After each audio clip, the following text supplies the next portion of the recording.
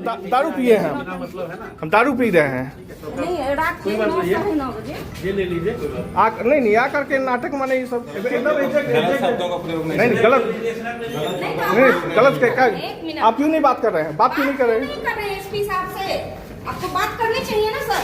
अरे भाई हम लोग का काम जो खेल का काम है नहीं रात में आपका काम चलता है सर 24 आ रहे हैं 24 कड़ी कड़ी आप बोल रहे हैं किसने बोला? ओके सर ये रात के 9 बजे के बाद फैमिली वाले घर में आए हैं। ये आप सभी को स्वतंत्रता दिवस की हार्दिक बधाई और शुभकामनाएं। हम आज 80वां स्वतंत्रता दिवस मना रहे हैं और 79 साल का सफर हम लोगों ने तय कर लिया।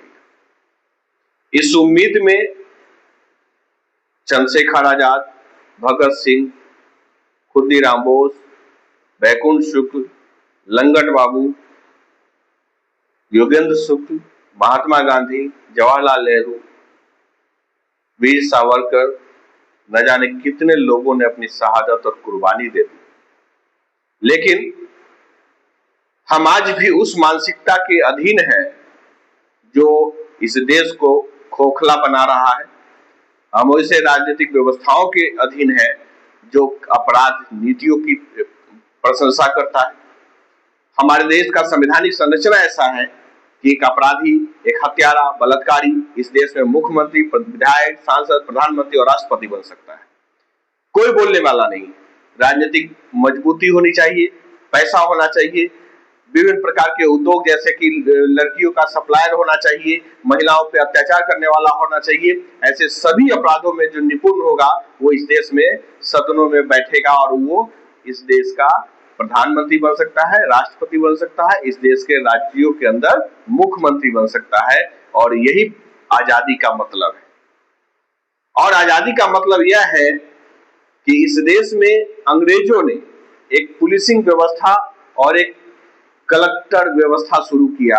उस कलेक्टर व्यवस्था का नशा इतना बड़ा है कि आप सभी लोग जानते हैं या नहीं जानते हैं, लेकिन जो भी शिक्षा से जुड़े हुए लोग हैं, पॉलिटिकल साइंस के, हिस्ट्री के स्टूडेंट हैं, वो ये जरूर जानते हैं कि भारत में जिन्हें भी कलेक्टर बनाया गया, उन्हें जब भारत को आजाद करके यहाँ से जब अंग्रेज गए या जो लोग रिटायर होकर के यहाँ से जाते थे, उनकी कोई पूछ नहीं होती थी। ब्रिटेन के अंदर वो एक छुआछूत टाइप की जो बीमारी यहाँ होती है, उस तरीके से वहां पर यहाँ से गए हुए कलेक्टरों को बुझा जाता था। आईएएस जो होते थे, उस समय आईसीएस होता था, वो सभी लोग माने उनको द्वेष की भावना से देखा जाता था। वहां की ब्रिटिश सरकार, कंपनी सब यही जानती थी कि इसका मानसिकता गुलामी का हो गया है, ये लोगों पर टॉर्चर करने वाले लोग हैं और हमको बेहतर ब्रिटेन बनाना है। इसलिए उन लोगों ने ब्रिटेन को बेहतर बनाया। जो लोग भी यहाँ पे शासन किए कलेक्टर के रूप में, एसपी के रूप में, उनको जब वहां लौटे तो उनको जगह समाज में नहीं दिया गया। इसको बहुत गंभीरता से पढ़िएगा। और उसी व्यवस्था को भारत ने स्वीकारा, एक्सेप्ट किया और यहाँ कलेक्टर सिस्टम शुरू हो गया और कलेक्टर को एक डिस्ट्रिक्ट मजिस्ट्रेट का भी पावर दे दिया गया, डीएम। और यही घमंड आज, मैं यह वीडियो पहले भी कहा था कि मैं 15 अगस्त तक वैशाली जिलाधिकारी को मौका दूंगा कि वह अपने पूरे जो लाव लश्कर और जिन लोगों के साथ मिलकर उन लोगों ने षड्यंत्र किया, उनके साथ आकर के 15 अगस्त 2026 तक हमसे माफी मांगे। लेकिन जिलाधिकारी को इस बात का घमंड है कि वो कलेक्टर है और डिस्ट्रिक्ट मजिस्ट्रेट है। उनके पास अथाह पावर है, अथाह असीमित शक्तियां हैं। उसकी कई चीजें दिखाई देती है, सुनाई देती है। उनके दलालों के माध्यम से ये कहा जाता है कि जिला अधिकारी से माफी, आपका दिमाग खराब हो गया। यानी कि जिला अधिकारी, कलेक्टर ये अपराध करे और इनकी गलतियों का एहसास भी हो कि हमसे गलती हो गई, फिर भी मानेंगे नहीं, क्योंकि प्रतिष्ठा जुड़ा हुआ है। वह प्रतिष्ठा जो सड़क का पैसा, नाली का पैसा, मजदूर स्कूल में काम करने वाले जो स्वीपर होते हैं उसमें भी 20%, 30%, 40% कमीशन खा जाए, उस जिलाधिकारी को शर्म आ रही है। जिस जिलाधिकारी वैशाली ने 40 करोड़ का अपना एसेट अनाउंस किया हुआ है गवर्नमेंट को, उसके पास 200 से 400 करोड़ की संपत्ति है, उसको बताने में शर्म आ रही है कि मैं चोर हूं। मैं आप सभी को मैं लगातार सूचित कर रहा हूं कि दैनिक हरिपुर 1 सितंबर से लाने मैं जा रहा हूं प्रिंट के माध्यम से। अखबार आएगा, बुलंद आवाज के साथ आएगा, जनतंत्र, जनता और लोकतंत्र की आवाज बुलंद रहेगी। कलेक्टर हो, प्रधानमंत्री हो, जो कंसेप्ट है कि डीएम, सीएम और पीएम यही 3 देश में मालिक होते हैं, तो इनको यह मैं इस आज के डेट में मैसेज देना चाहता हूं, डीएम, सीएम, पीएम हमारे प्रधान सेवक होते हैं, प्रधान नौकर होते हैं, उनको काम करने का भारत के संविधान ने अधिकार दिया है। वो मालिक नहीं है। वो जो अपने गाड़ियों के आगे सायरन बजाते हुए 1, 2, 4, 5, 10 गाड़ी और सिक्योरिटी के सारी व्यवस्थाओं को अपने ऊपर यूज करते हैं, उन सभी दुकानदारियों पर अब जनता लगाम लगाएगी और मैं जहां तक संभव होगा नेतृत्व करूंगा।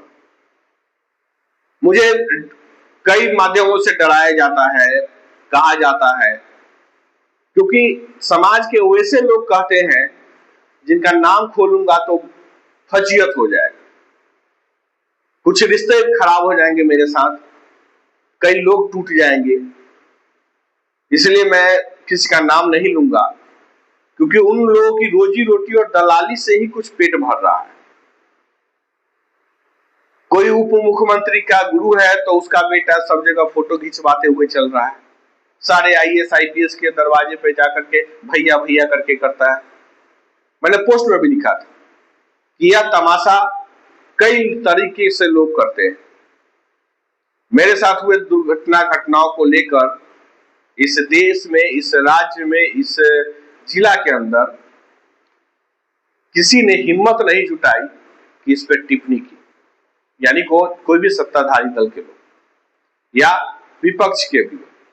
लेकिन बिहार विधानसभा के विपक्ष के नेता तेजस्वी यादव ने मेरे लिए अपना स्टैंड लिया, इसमें विरोध जताया और कड़े शब्दों में आलोचना भी की, यह कहते हुए कि एक अच्छी पहल है कि विपक्ष ने अपना विपक्ष का काम जरूर निभाया। यह साधारण बात नहीं थी। जिस दौर में यहाँ कलेक्टर को, डीएम को, कलेक्टर, डीएम, डिस्ट्रिक्ट मजिस्ट्रेट को इतना एक ही व्यक्ति होते हैं बिहार के अंदर, डीएम और कलेक्टर, तो ये दोनों पावर लेकर के वो मालिक बन जाते हैं।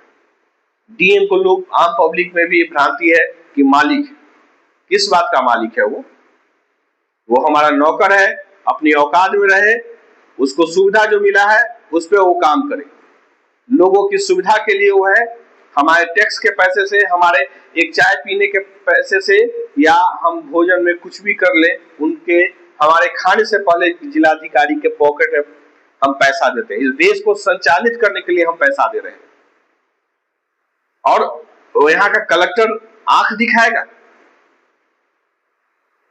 मैं 40 साल का होने जा रहा हूं और इन 40 सालों में मैंने 22वां साल, इस साल मैंने इनकम टैक्स पे किया है और इस व्यवस्था के तहत मैं आज, थोड़ी लंबी वीडियो होगी क्योंकि मैं बात करना चाह रहा हूं कुछ बात, इसीलिए 15 अगस्त का मैंने समय तय किया था और 15 अगस्त को मैं अपनी बात रख रहा हूं। ये रसोईया बहाली का पोस्टर है जिसको मैंने बनाया था।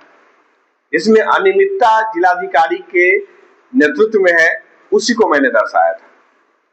इस पे कार्रवाई भी जिलाधिकारी के तरफ से हुई है, मेरे पास वो डाटा भी आ गया है। लेकिन जिलाधिकारी का घमंड ये है कि मेरे यहाँ जबरदस्ती, यानी कि उस रात 16 जून 2026 को अगर मुझे पुलिस उठा करके ले जाती, मद्य निषेध वाले उठा करके ले जाते, वो अपने साथ शराब और हथियार लेकर के आए थे, गाड़ियों में नीचे शराब और हथियार रखे हुए थे, मुझे अपराधी घोषित करते। मैंने पहले भी कहा है, बताया है, लिखित रूप से भी सबको दिया है कि मुझसे आते आते पूछा गया कि क्या यह घर आपका एक ही रूम का है? मैंने बोला नहीं, फ्लैट है। उसके बाद जब मेरे बेडरूम में कोई नहीं था, मेरी वाइफ दूसरे कमरे में थी, जब वो उस आने के क्रम के बीच में मुझसे यह कहा गया कि क्या अकेले रहते हैं? हमने कहा फैमिली रहती है, आ रहे हैं सब लोग। उसके बाद क्योंकि मेरी तबीयत ठीक नहीं है, मैं 3-4 दिन से इसी मतलब मैं शोक में नहीं हूं, लेकिन अंदर से टूटता जरूर है आदमी। लेकिन मैं किसी डर से वीडियो नहीं बना रहा हूं। मुझे अगर गोली खानी है, मुझे इस प्रशासनिक अधिकारी और राजनेताओं से गोली खिलवाना है, मुझे भरत तिवारी बनाने का लोग ख्वाब देखते हैं, तो मैं चंद्रशेखर आजाद के सिद्धांत पे काम करूंगा। मैं अपने सिर में खुद गोली मार लूंगा, मैं खुद अपना जीवन नष्ट कर दूंगा, लेकिन भारत के इन आतंकवादियों के चुंगल में फंस के मैं मरने वाला नहीं। मैं तुमको क्योंकि मुझे नौकरी नहीं करना था, मैं इसलिए आईएएस नहीं हूं। इस बात को हमेशा याद रखें। मेरे संपर्क में भी दर्जनों सैकड़ों आईएएस हैं, आईपीएस है, जिनसे मेरा व्यक्तिगत संबंध है, यानी इस ईगो में बिल्कुल नहीं चलेगा। इस पे सारी कार्रवाई की गई, लेकिन अब तक जिलाधिकारी घमंड में माफी नहीं मांगी, क्योंकि जिलाधिकारी है, मालिक बने बैठे हैं, तो उनको झुकना पड़ेगा, चाहे कीमत जो चुकानी पड़े। लेकिन मैं तब तक हथियार नहीं उठाऊंगा जब तक ये हथियार उठा न ले। अवैध हथियारों का सिलसिला, जिला में हथियार रखना, उसका लाइसेंस देना, इसी जिलाधिकारी का काम है। यानी कोई भी जिलाधिकारी जो आएगा, लेकिन वर्तमान में जो है, यहाँ जितनी हत्याएं हो रही है, अवैध हत्याएं, जो अवैध हथियारों से, ये सब में इन्वॉल्वमेंट है, क्योंकि हथियार उपलब्ध कराना, रखने की लाइसेंस देना इस जिलाधिकारी का काम। जिलाधिकारी वैशाली बताए कि क्यों रोज हत्याएं हो रही है, और एक भी हत्या जो भी हत्या हो रही है, एक भी हत्या जो लाइसेंसी होता है उससे क्यों नहीं हो रहा है। यानी कि अवैध हथियार कहां से आप मंगवाते हो, ये जवाब जिलाधिकारी को देना चाहिए। लेकिन लोगों को पकड़ना, लोगों को परेशान करना, लोगों का जांच करना, लोगों को गाड़ियों में चलते हुए उनको टॉर्चर करना, यही धंधा बन के रखा हुआ है।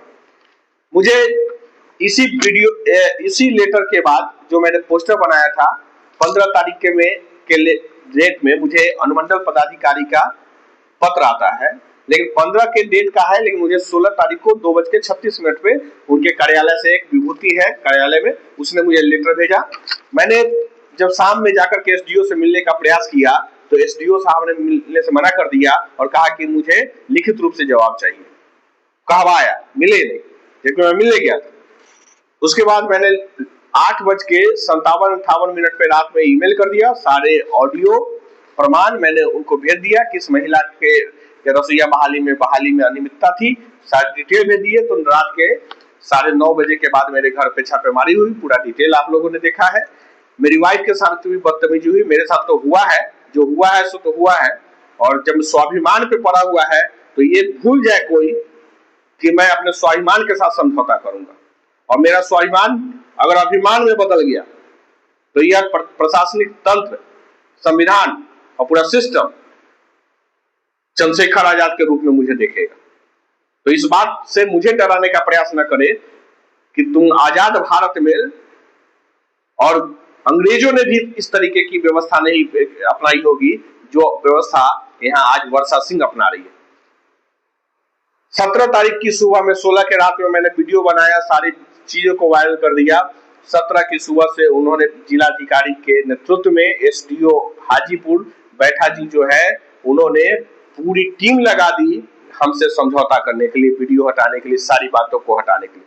मैं अगर वीडियो नहीं बनाता तो मैं अपराधी हो गया होता, और आप सभी लोग मुझे अपराधी की नजर से देखते और यही कहते कि मनीष सिंह जो जितना बोल रहे थे उतना ही तेज बने, और दारू बेचते हैं, शराब बेचते हैं, हथियार का सप्लायर है, बताइए। जानबूझकर एक चोर जिलाधिकारी अपने चोरी को अपने अधीनस्थ पदाधिकारियों से चोरी घुसखोरी करने वाली जिलाधिकारी अपने अपराध को छुपाने के लिए वैशाली पुलिस के वर्दी का दुरुपयोग किया। वैशाली एसपी सिहाग जी, विक्रम सिहाग ने उसी समय मुझे कहा था कि आप आकर के आवेदन दीजिए, क्योंकि रात के 11 बज गया था। सारी बातों घटनाओं को समाप्त होते हुए तब हमने उन्होंने भी कहा कि सुबह आकर के करिए, लेकिन सुबह से तमाशा शुरू हुआ। विभिन्न प्रकार के प्रलोभन दिए गए। कई लोगों के मेरे पास कॉल रिकॉर्ड है जिन्होंने मुझे फोन करके कहा कि हमारे बेटे के साथ उनका संबंध है, मेरे शिष्य बिहार के उप मुख्यमंत्री हैं, तो कई लोगों ने कहा कि मैं इस विभाग में उनके साथ हूं, तो वो आप मनीष भाई मत करिए, फलान है ठेकान है। और यहां तक एसडीओ जो बैठा जी है उन्होंने किया कि मेरी जाति पता करके सारे तमाम लोग, क्योंकि मैं परशुराम मंदिर का यहाँ अध्यक्ष हूँ, परशुराम मंदिर से जुड़े लोगों को और यहाँ के सरकारी योजनाओं में काम करने वाले या कुछ स्कूल संचालक है या कोई डीलर है, इन सभी लोगों को कई लोगों के माध्यम से मुझे टॉर्चर और परेशान करने का काम किया और कहा कि जो भी कंपनसेशन होगा वो मानिए। कंपनसेशन स्वाभिमान का कंपनसेशन होता है। तुम अगर उठा के ले जाते तो कंपनसेशन, मेरी जिंदगी खराब हो जाती और तुमको क्या लगता है मैं जेल चला जाता तो इस देश में हथियार की कमी होती क्या? AK-47 और मुझे तोप दिखाओगे? पूरा सिस्टम खराब कर दूंगा अगर मुझे मजबूर कर दिया गया अपराधी बनने के लिए। और जिलाधिकारी वैशाली पे अगर कानूनी कार्रवाई नहीं होती है तो मैं भारत ही नहीं दुनिया के सारे न्याय व्यवस्था तक पहुंचूंगा। कोई भ्रम में न रहे कि मैं छोड़ने वाला हूं। मेरा स्वाभिमान और अभिमान दोनों जग चुका है। मैं जितना गंभीरता से अब तक 2 महीने का समय इस जिलाधिकारी को दिया हूं, इस भ्रम में न रहे और मुझे डराने का प्रयास न करें। मुझे कई पदाधिकारियों ने कहा कि आप जिला छोड़ दीजिए अगर लड़ना है तो। जिलाधिकारी कुछ भी कर सकती है, इसी जिला के अधिकारियों का कहना है। कई जिला से लोगों ने फोन करके कहा कि वो बहुत खत्म औरत है। ये जिलाधिकारी गुंडी बनती है। ये मुझे बताएगी कि मैं क्या हूं। मुझे जातिवाद के नाम पर डराने का प्रयास करे। कुछ दलालों को उन्होंने अपने जाति और अपने पति के जाति का हवाला देकर के SC/ST एक्ट तक की बात करते हैं। सारे पर्दे खुलेंगी और सारी व्यवस्थाएं खुलेंगी। मैं आज कई फाइल लेकर के आया हूं। मैं थोड़ा लंबा वीडियो है, मैं चाहूंगा कि इस वीडियो को हर लोग शेयर करिए और इस पर अपना कमेंट करिए। अगर नहीं बोलिएगा तो आने वाला कल आपके बच्चों आपके लिए इस देश में अराजकता और आतंकवाद का चेहरा यहाँ के प्रशासनिक अधिकारी होते चले जाएंगे। यहाँ आप गुंडों को मुख्यमंत्री बनाएंगे तो इसी तरीके से गुंडागर्दी चलेगी। एक बार भी इस राज्य का जो मुख्यमंत्री है उसने सोचा कि इतना बड़ा वीडियो वायरल हो गया, सब कुछ हो गया, पूछा किसी ने? वैशाली जिला में आज नीतीश कुमार का पुत्र निशांत जिला प्रभारी मंत्री है, उसने पूछा क्या? यहाँ का चिराग पासवान पूरा उसके खानदान 5 दशक से यहाँ से सांसद है। चिराग पासवान को बजाते मैंने मेल भी किया था। क्या चिराग पासवान ने मुझसे बात की? चिराग पासवान ने इस पे एक्शन लिया? नहीं लिया। जिलाधिकारी को प्रोवोक किया कि ऐसे मीडिया वालों पर सख्ती बरती जाए। तुम बरतोगे मेरे ऊपर सख्ती? बाप बेटा से लेकर के सबने हाजीपुर के अनुसूचित जाति के समाज के, दलित समाज के लोगों को दलित सेना फलां सेना बना करके लोगों से आर्थिक शोषण किया। किसी के घर में आज बारिश की 4 बूंद हो जाती है तो लोगों के यहाँ आज भी रात को बारिश हुई थी 2 दिन पहले, 24 घंटा से ऊपर 48 घंटा हो गया, और जाकर के देख लीजिए कि दलित बस्तियों की क्या स्थिति है। वो चिराग पासवान को समय नहीं है, इस जिला का अध्यक्ष है और अध्यक्ष होते हुए सांसद को पता नहीं है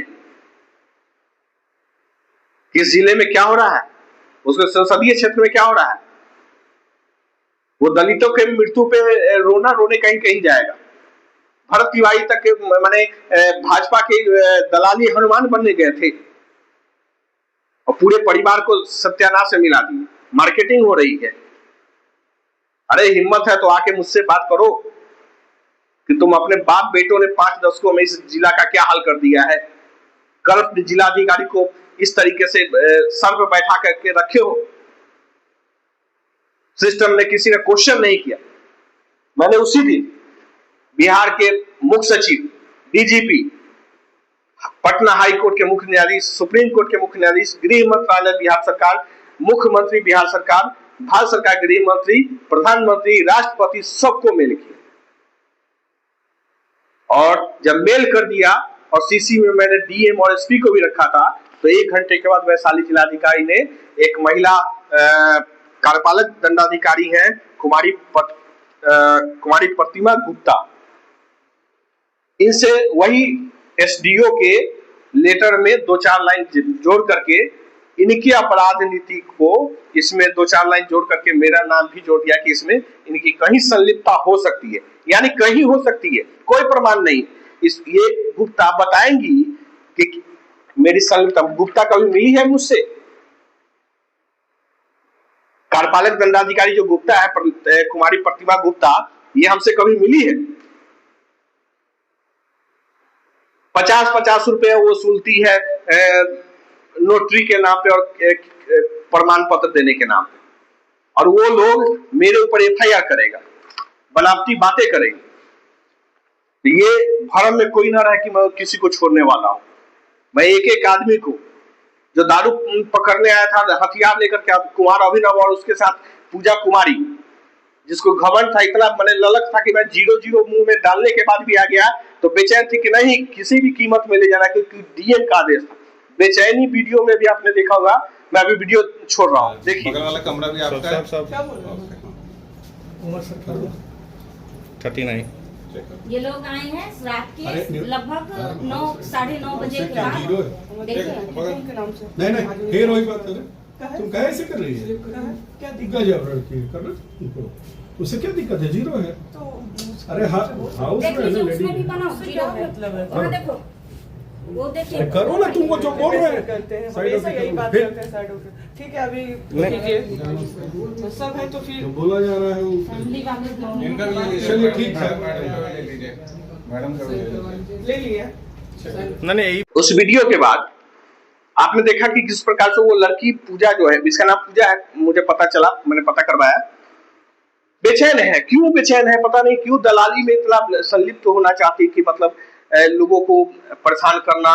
आदेश आ गया है, जैसे मालिक एकदम जिलाधिकारी वर्षा सिंह एकदम उसका नौकर बैठी हुई है, एकदम गुलामी करने के लिए अधिकारी है, नहीं लेके जाएंगे हम तब मतलब गर्दा छूट जाएगा। मेरी वाइफ ने 2 दिन परेशान करने के बाद, एफआईआर करने के बाद, लोगों ने इतना डराया कि मुझे 10 दिन तक मुझे गुप्त रूप से रहना पड़ा। इसलिए रहना पड़ा क्योंकि परिवार की बात थी। तो मुझे परिवार के नाम पे, समाज के नाम पे और इसके नाम पे कोई डराने उड़ाने का कोशिश नहीं करेगा। मैं ना अनैतिक काम करता हूँ, ना मैं किसी आपराधिक प्रवृत्ति का हूँ, लेकिन सच्चाई के लिए मुझे किसी से डरने की जरूरत नहीं है और मेरे जीन में नहीं है कि मैं तुमसे डरूंगा। मैं आज खुलेआम कह रहा हूं, इस वीडियो को साधारण मत समझना, कोई मुझे धमकाने और डराने का प्रयास नहीं करना। वैशाली पुलिस को दिया गया 1.5 दिन के अंदर विक्रम सिन्हा का ट्रांसफर यही जिलाधिकारी चिराग पासवान और नित्यानंद राय को कह के करवाई, क्योंकि इनके पिता का आरएसएस में बहुत अच्छा पकड़ है। वो सब कहानी खुलेगी, मैं सारी बातों को और आगे लाऊंगा। आज तक वैशाली पुलिस, क्योंकि वैशाली पुलिस की इतनी हैसियत नहीं है कि वो कोई कार्रवाई कर सके। क्यों होता है ये, मैंने आवेदन में भी लिखा, और कि क्यों इस तरीके की बातें लगातार होते रहती हैं, तो उसके पीछे रियल कई चीज है। ये मैंने केस किया था मुकदमा, तो मैंने बेल लिया, कोर्ट ने बजाते निर्देशित भी किया है कई बातों को। मैं बिहार के सहयोग पोर्टल पे मैंने डाला था। सहयोग पोर्टल पे डालने के बाद इसकी जांच यहाँ के एडीएम को दिया गया।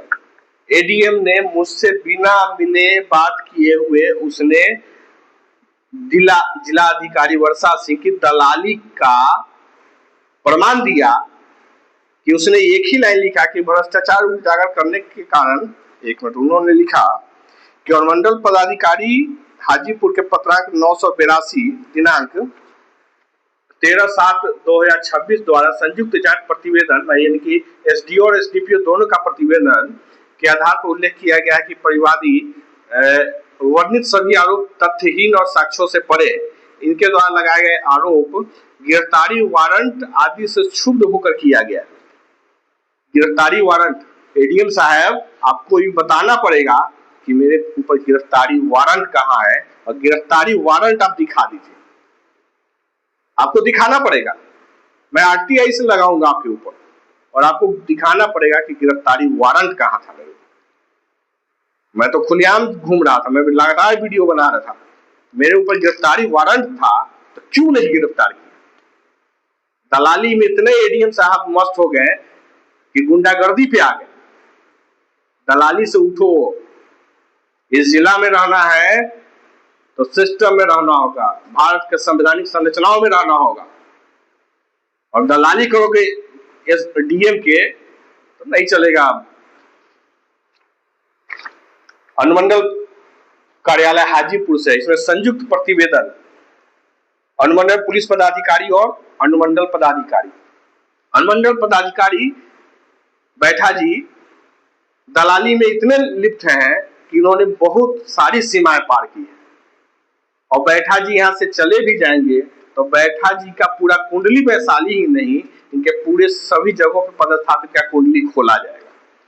इनकी सारी हेकड़ी उतार दी जाएगी, क्योंकि उन्होंने मुझसे पंगा ले लिया है।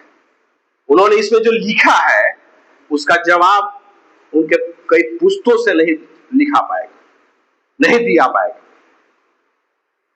वो जितने आईएएस आईपीएस अधिकारी होंगे उनके जैसे करप्ट और बेईमान, उन सभी पुस्तों को खड़ा कर लेंगे और इसका जवाब कोर्ट में आके दे, मुझे दे। मैं देखता हूं, और आना तो पड़ेगा। मैं सब एक एक शब्द, एक एक लाइन पे काम करूंगा, चिंता मत करो। मद्य निषेध, यहाँ के जनसंपर्क पदाधिकारी लगभग 10 साल से ठेकेदारी पे थे, कोई ना कोई विभाग का क्या बोलते हैं उसको, प्रभार में रहते थे। जिला सूचना पदाधिकारी 7 जुलाई से नए आ गए हैं। मेरे घटना के बाद जबरदस्ती मंगाया गया है, क्योंकि जनसंपर्क पदाधिकारी का जो काम था कि मुझसे वो पूछते कि मनीष जी या मनीष ये पोस्टर आपने कैसे जारी किया, तो मैं उनको वीडियो ऑडियो सब दे देता तो कहानी खत्म हो जाती। शायद यह कहते कि इसको डिलीट मार दीजिए, हम कार्रवाई कर देते हैं। तो बहुत छोटी सी बात थी, 15 सेकंड का रील था, मैंने कुछ न्यूज भी नहीं बनाया था, आराम से सब कुछ खत्म हो जाता, कार्रवाई भी हो जाती। लेकिन इनको तो रावण बनना है, पूरे विश्व पे कब्जा करना है। लोकसभा चुनाव भाजपा से इनको लड़ना है, हो सकता है कि लोजपा से ही लड़े। चिराग पासवान की भी गुलामी कर रही है, सहरसा क्षेत्र से चुनाव लड़ने की तैयारी में। देखिए, अब तो मुझे नहीं लगता है कि इनकी मंशा कोई भी चीज की पूरी होगी। तो ये अधीक्षक मद्य निषेध से लिखा गया कि ब्रेथ एनालाइजर के द्वारा कई जगह वाहनों की जांच उस समय रात के 9:30-10 बजे ये गुदरी में ब्रेथ एनालाइजर कर रहे थे, जांच कर रहे थे गुदरी में। तो गुदरी का उस समय का फोटो करते करते गुदरी से वो मेरे घर पे चले गए और कहा कि मुझे 24 घंटा अधिकार है जांच करने का। मुझे गुप्त सूचना कई बार मिला, इसमें लिखा हुआ है कंट्रोल रूम में कई तरीकों से उनको सूचना मिला कि ये दारू, मैं दारू बेचता हूं। मुझसे पूछा गया था कि 3 ट्रक दारू कहां रखे हैं, आपके पास दर्जनों हथियार है, वो कहां रखे हैं। कहां से मंगाते हो, कहां बेचते हो, बताओ। ये था बदतमीजी कुमार अभिनव का, बात किया गया था। यही एफआईआर की कॉपी है। यह तो हो गया अभी तक की कहानी। ये इस मुद्दे से जुड़ा। मैं आगे सेकंड फेज में मैं बनाऊंगा। ये पूरा फाइल है लगभग 50-60 पेज का। मैं 2012 में बिहार आया था, 12 के लास्ट में, और अब तक लगभग दर्जनों मामलों में, दर्जनों अनियमितता, दर्जनों अपराध, दर्जनों घटनाओं में मैंने एफआईआर भी किया, मैंने आवेदन भी दिया, लेकिन आज तक किसी भी आवेदन पे कार्रवाई नहीं हुई। क्यों? मैं 22 साल से इनकम टैक्स ऐसे ही गुंडों को पालने के लिए दे रहा हूं। मैं अपना बाइक 10 साल 12 साल से रखा हूं। बिहार में आने के बाद जब मैंने खरीदा तो उस 12 साल में मैं लगभग 1.5 लाख किलोमीटर में बाइक चला चुका हूं। तो 1.5 लाख किलोमीटर बाइक चलाकर इंश्योरेंस, पॉल्यूशन हर साल भरना और 1.5 लाख किलोमीटर का मतलब है कि आप 40 के एवरेज से जोड़ दीजिए तो आपको समझ में आएगा कि हमने कितना पेट्रोल खर्चा किया है, कितना टैक्स दिया है इस सरकार को, देश को। मैं अपने कार्यालय का भाड़ा देता हूँ, सब कुछ देता हूँ, सारी जगहों पे काम करता हूँ, मैं रोटी खाता हूँ, चाय पीता हूँ, तो क्या उसका भी तो टैक्स मैंने भरा है। और जिलाधिकारी जैसे लोग आकर के मुझसे सवाल करेंगे, राष्ट्रवाद की परिभाषा हमसे समझेंगे और हमें समझाएंगे। अपना काम जिसको अब जिलाधिकारी वर्षा सिंह एसडीओ रोड में रहती है, एसडीओ रोड से कभी नहीं आती, वो पुराना सोनपुर पुल के बगल से आना जाना करती है। वहां पे जहां एसडीओ रोड में डीएम का घर है, वहां पे एक हाजी इलियास का जो क्या बोलते हैं उसको, मजार है, और वहां से लेकर के जीएच स्कूल के पास गड्ढा पानी हमेशा लगा रहता है। जिलाधिकारी को दिखता है? ये है बेईमानी का लेवल। मैं घर की उसकी बात कर रहा हूँ, जिलाधिकारी वैशाली के घर की बात कर रहा हूँ। कलेक्ट्रेट आने के क्रम में जिलाधिकारी वैशाली को नहीं दिखता है जाम और सायरन बजाते हुए पूरे पुलिसिंग में कॉर्डलेस माइक पे बोलते हुए कि जिलाधिकारी आ रहे हैं, रोड साइड करके लोग खड़े एकदम सहनशाह आ रही है, एकदम मलिका हुस्न दिन भर सोशल मीडिया पे, फेसबुक पे पोस्टरबाजी, फोटोबाजी, रीलबाजी, यही करने के लिए जिलाधिकारी काम नहीं दिखाई देता है।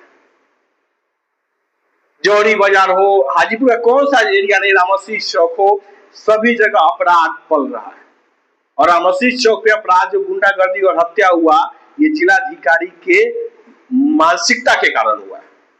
एक दल मानसिकता के जिलाधिकारी जिसको आंख से अंधा नाम नहीं सुख, ऐसे जिलाधिकारियों को जिप्सी गाड़ी देना चाहिए, खुला जिप्सी गाड़ी। खोल के देखो, आंख खोल करके चलो, चारों तरफ देखो कि तुमको करना क्या है, तुमको दिखना चाहिए सामने की कहां पे क्या कमी है। आवेदन मैं दूंगा, फिर भी नहीं दिखाई देता है। तो जिलाधिकारी वैशाली, आपके पास अगला 24 घंटा और है। आज 15 अगस्त है, कल 16 अगस्त रविवार है। अगर कल शाम तक आपने नहीं माफी मांगी, मैं पुनः कह रहा हूं, तो 17 तारीख को आपके ऊपर मुकदमा दर्ज किया जाएगा। और उसके साथ एडीएम साहब, एसडीओ साहब, अनुमंडल पुलिस पदाधिकारी जिसने साइन किया है मेरे आवेदन पे, वो भी तैयार रहे। और मद निषेध के पूरे पदाधिकारी, प्रतिभा कुमारी प्रतिभा गुप्ता, ये सब लोग तैयार रहे। दर्जनों लोगों पर एफआईआर मैं करूंगा जो लोग दलाली किए और मुझे आंख दिखाने का प्रयास किए। मैं संवैधानिक रूप से आपकी आंखें निकलवा दूंगा, क्योंकि आप लोगों ने वो षड्यंत्र किया जिसके कारण मेरा जीवन बर्बाद हो जाता, मेरा पूरा कैरियर बर्बाद हो जाता। मैं जो जीवन में एक बेहतर काम करना चाहता हूँ, बेहतर राष्ट्र के लिए कुछ राष्ट्र धर्म निभाना चाहता हूँ, मैं लगातार समाज हित में काम करता हूँ, मानवता हित में काम करता हूं, वो आप लोग मिल करके मुझे लश्कर तोयबा और लादेन बनाने के फेर में लगे हुए थे। तो भ्रम में मत रहिए। मैं उस स्तर पे जब पहुंचूंगा ना तो बहुत मुश्किल हो जाएगी। इसलिए यह वीडियो सिर्फ एक मेरे लिए नहीं है। अगर मैं आवाज नहीं उठा पाया, रोज सैकड़ों आवेदन और लोगों के साथ अत्याचार हो जाता है। लोगों को शक्ति मिल गई है काम करने का, लेकिन उस काम के बदले दलाली करते हैं, काम के बदले में घूस लेते हैं और परिवार के लिए सैलरी लेते हैं। तो जिलाधिकारी वैशाली वर्षा सिंह, मैं स्पष्ट नाम लेके कह रहा हूं, वर्षा सिंह, आपके पास 17 तारीख के भी कह देता हूं, 24 घंटा क्यों कहूं, आपके पास 36 घंटा है। 17 तारीख को 10 बजे के अंदर आप आकर के अपने पूरी टीम के साथ माफी मांगिए, नहीं तो युद्ध तो होगा। जब तुम लोगों ने चीरहरण कर ही दिया है तो महाभारत के लिए तैयार हो। आज पूरा का पूरा 15 अगस्त है, पूरा का पूरा 60 दिन नहीं बल्कि 61 दिन हो गया, क्योंकि जुलाई 31 का था और आज टोटल 61 दिन हो गया। कल 16 तारीख है और इसी के आसपास में 1-2 घंटे के बाद का समय पूरा हो जाएगा 16 की जो आप घटना की। आपको 61 दिन तक का समय मिला। मैंने लगभग 14-15 दिन पहले लिखा था कि फेसबुक पे कि आप आके माफी मांगे, क्योंकि फेसबुक के ही वायरल पोस्टर के आधार पर आप लोगों ने, आपकी प्रतिष्ठा हनन हुआ था, आपका पता नहीं क्या क्या हो गया था, जो आप लोगों ने गुंडागर्दी की सारी सीमाएं पार कर दी। आप यह सोच लें कि आसानी से आप इस मैटर को खत्म कर देंगे तो नहीं होगा। माफी तो मांगनी ही पड़ेगी, चाहे उसके लिए कीमत कुछ भी मुझे चुकाना पड़े। और मेरी हत्या, मेरे परिवार को टॉर्चर करने का प्रयास मत करना, नहीं तो भगत सिंह और चंद्रशेखर आजाद बनने में मुझे सेकंड नहीं लगेगा। और तुम समझ नहीं पाओगे कि मेरे पास, मेरे इर्द गिर्द और मेरे सिस्टम में कैसे कैसे लोग हैं जो तुम्हारी वखिया उधेड़ देंगे, तुम्हारा सिस्टम ध्वस्त कर देंगे। मैं परशुराम का वंशज हूं, मैं परशुराम मंदिर का अध्यक्ष हूं, यह भी याद रखना। और कुछ नमूने जो जिलाधिकारी के जाति के आधार पर कूदते हैं, तो पता कर लेना रसोईया बहाली में मैं उसी जाति के समाज के लोगों के लिए यह बात रखा था और तुम्हारी ही जाति के लिए मुझे यह आज ये पूरा वीडियो बनाना पड़ रहा है और इस तरीके से मुझे बात रखनी पड़ रही है। मैं सेकंड वीडियो में जल्दी ही, 1 सप्ताह के अंदर ही, मैं 2012 से अब तक की पूरी घटनाओं पे भी प्रकाश डालूंगा, ताकि समाज मजबूती के साथ रहे। मैं हर गांव पंचायत में जाकर अपने दैनिक हरिपुर, आहार न्यूज और Vaishali diary, Tirhut research and development foundation, ये सब मेरी संस्था है जिसका मैं इनकम टैक्स पे करता हूं सबका, और मुझे चैलेंज करने का कोशिश कोई नहीं करेगा। हर तरीके से मैं सक्षम हूं और हर तरीके से मैं तुम्हें देख सकता हूं, लेकिन मर्यादा और संविधान में, क्योंकि भारत के संविधान के अनुसार इस देश के तथाकथित संविधान निर्माता जो है, उन्होंने भी भूमिहार ब्राह्मणों को बहुत बुद्धिजीवी जात बताया है, तो मैं उसी जाति से हूं। इसलिए याद रखना, जब तक यह भारत का संविधान है, मैं इस संविधान के साथ ही आपके साथ युद्ध करूंगा। आप लोगों की तरह गैर कानूनी, गैर जिम्मेदाराना तरीके से कोई लड़ाई नहीं लड़ूंगा। मैं नपुंसक नहीं हूं जो पीठ पीछे बार करूंगा, मैं कह के करूंगा, जो करना होगा करूंगा। तो 36 घंटे 17 तारीख के 10 बजे तक का समय है, उसके बाद मैं अपना काम शुरू करूंगा। बहुत बहुत धन्यवाद आप सभी का सुनने के लिए। जरूर टिप्पणी करिए, मैं आप सबके घर तक पहुंचूंगा, मेरी आवाज पहुंचेगी। आप किसी भी समस्या में हो, आप मुझे बताइए, मैं बात करूंगा। और किसी भी स्तर पर किसी भी अधिकारी पदाधिकारी से डरने की जरूरत नहीं है। अगर आप गलत नहीं है, अगर आपको डर लगता है किसी भी लोगों को, आप मुझे बताइएगा, मैं बात करूंगा आपके लिए। मुझे कोई डर नहीं है किसी से, चाहे राष्ट्रपति हो या प्रधानमंत्री हो या डीएम हो या सीएम हो। इनको सिर्फ काम करने का अधिकार है, ये आंख हमें नहीं दिखा सकते हैं। अगर भारत का संविधान यह है तो उनको अपने दायरे में ही काम करना होगा, और नहीं तो इसको हिंद महासागर में संविधान को विसर्जित करे और उठाए तलवार की नोक पर पुनः क्रांति की जाए और राज्य सत्ता की बात शुरू हो। जो जीता वही सिकंदर। शुक्रिया आप सभी का, बहुत बहुत धन्यवाद। तबीयत खराब है, फिर भी प्रयास किया कि बात नहीं रखूंगा तो जी नहीं पाऊंगा। शुक्रिया, धन्यवाद।